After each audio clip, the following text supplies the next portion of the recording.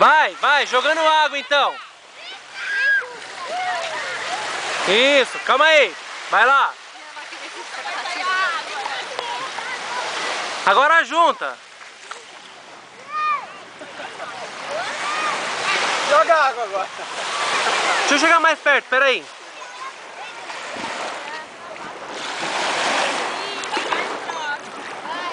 Isso, agora afasta um pouquinho, joga água, outra foto. Isso.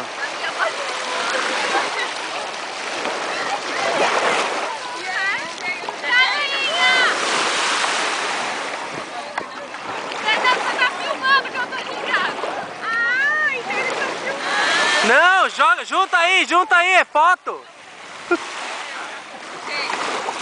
Junta, pô, é foto, junta aí.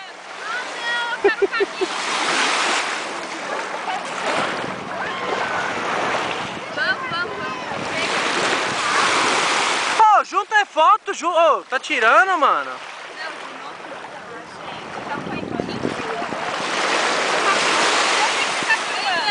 Vou fazer um link ao vivo aqui de Ubatuba de Praça Vermelha, vem. Ah, é verdade, tem um link, né? Estamos aqui hoje, que é segunda-feira. Vai, Tati.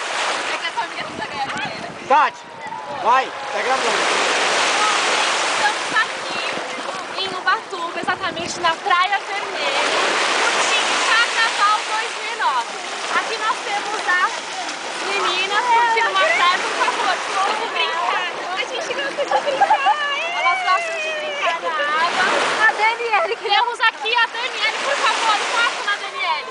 Daniele, uma menina de 21 anos, solteira, que veio pegar um bronze e tem medo de entrar na água. Logo ali nós temos um toma banho. E o Bruce também. Eita, ali só de boa, curtindo o visual, a paisagem.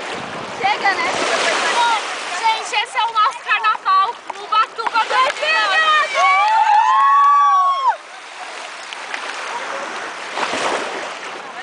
E a cachaça não faz, né? Essas minas tudo louca. Mina tudo louca. Só pra gravar, Tudo bêbada, só pra gravar. cheia de cachaça na cabeça. Beberam cerveja a tarde inteira e não tem o que fazer. Tchau pra vocês.